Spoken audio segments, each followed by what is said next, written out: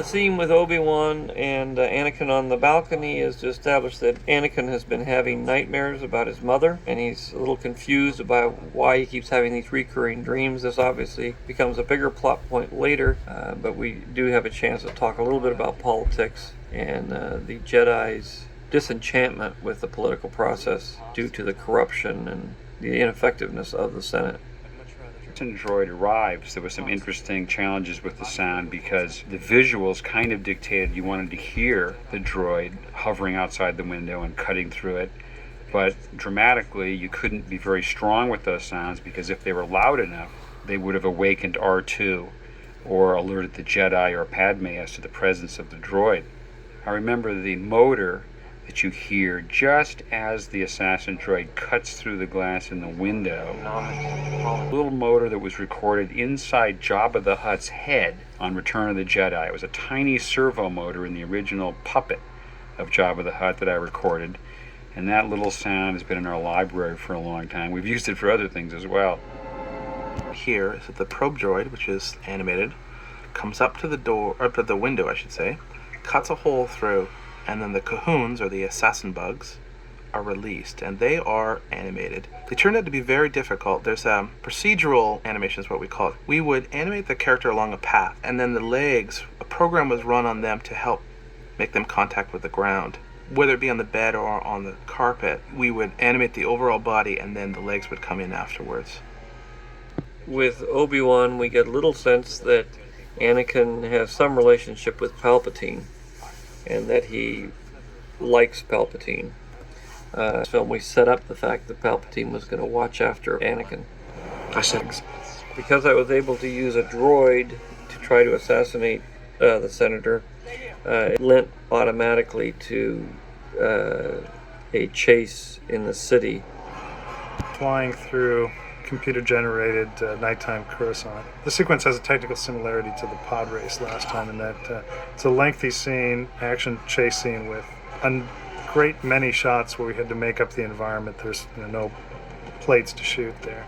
Instead of making rocky terrains, sand and rock, this time we had to make all these future cities and all the flying traffic. And the challenge of trying to make buildings that don't all look the same, that have a distinct architecture was difficult.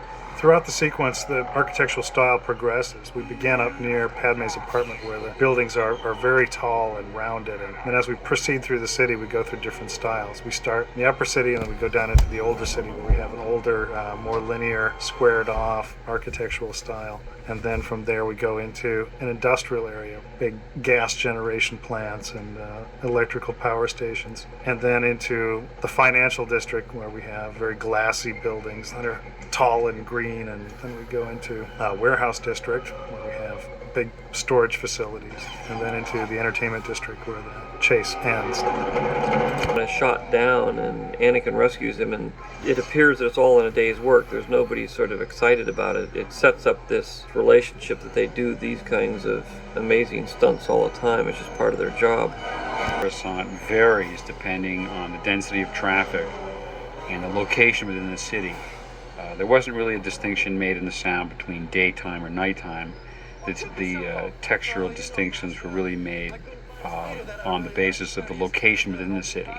There's the entertainment area, there's the financial district, there's the industrial section.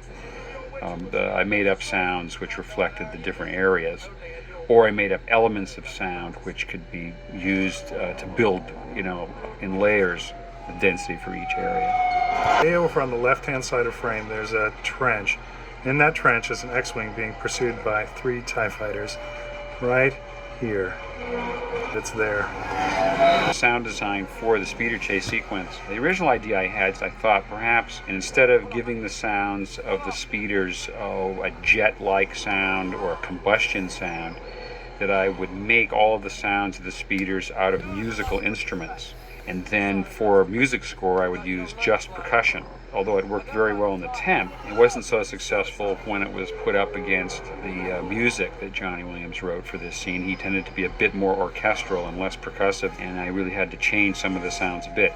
Zam's speeder is the most musical of the two. and the sounds for that speeder were made out of an old 1950s era electric guitar and running one's finger up and down the strings of the guitar and recording it through an old amplifier. To deal with the fact that Anakin is slightly ahead of himself at all times. You think that he's gone a little bit too far and he's made a mistake, and then you realize that he's actually very clever. And we do that a couple times.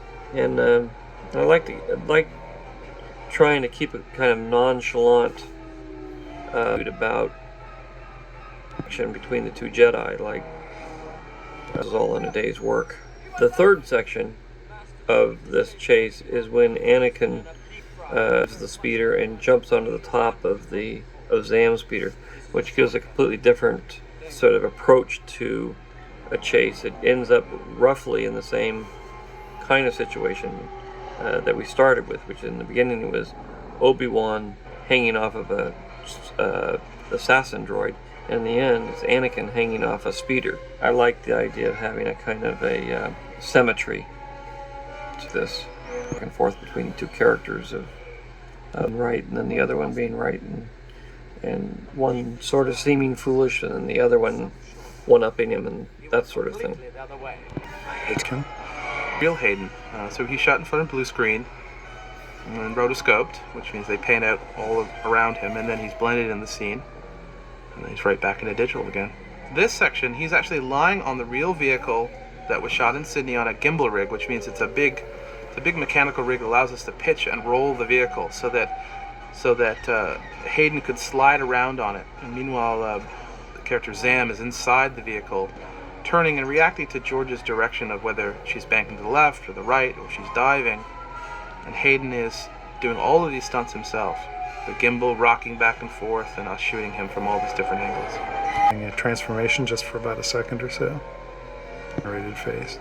George's purpose, he wanted to be short enough that some people in the audience weren't sure what they saw. That's sort of the goal for that. And we put this in here. There's a thematic bit of humor that goes through the whole movie of the Jedis keep losing their lightsabers.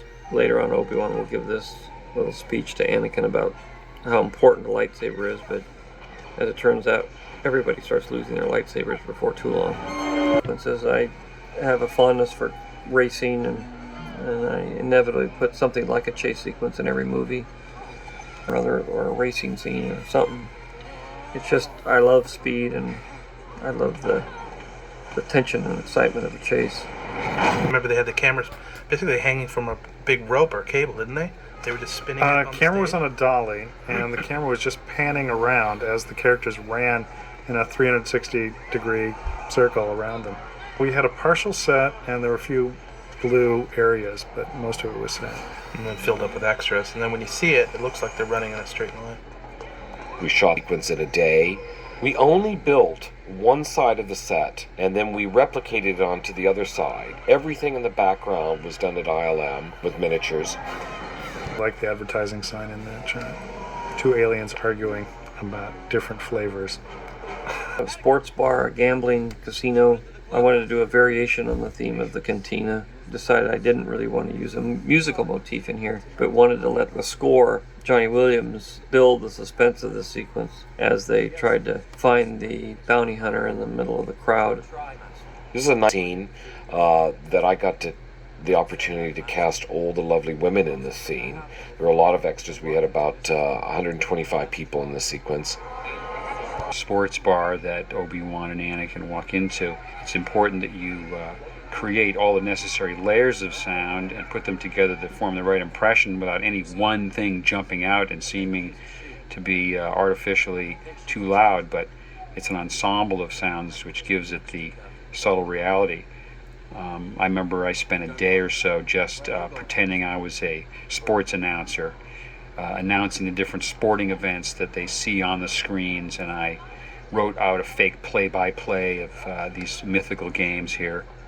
This was originally a non-visual effect shot, but George decided that he wanted to have a glowing death stick in his hand, so we added that.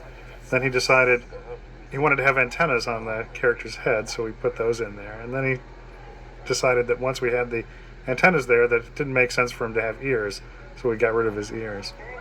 There's a version of this sports bar scene in which it was actually played up more as a nightclub, And at one point, the idea was that there might be a band present playing. We may cut to the band or the performers. And the idea, although it was appealing to me, George felt that it may echo too closely the classic Cantina sequence. Actor portraying C-3PO throughout the series makes a cameo appearance here. Right here is Anthony Daniels. Over Anakin's shoulder, turns back. Yet another in the series of Star Wars severed limbs. I've actually tried to talk to George about the whole reason for the severed limbs in these movies, and he always just sort of smiles and chuckles and never gives me the real answer. I use recurring themes in the movies. I'm constantly taking the same motif and twisting it into a different way. In this case, the cantina scene from New Hope is reminiscent of this scene, where in that scene Obi-Wan cuts off the arm of somebody who's threatening Luke. This one, it's Obi-Wan cuts off the arm of the bounty hunter. Very similar to what he does later on in A New Hope. Back in the alley, we have a handful of shots where we needed to do a transformation. Zam is really an alien, artificially taking human form, and as she dies, she reverts back to her original shape. In this case, we're matching the performance of the actress on the day when she actually falling back. We had to match in a three-dimensional face, both the human version of it and then the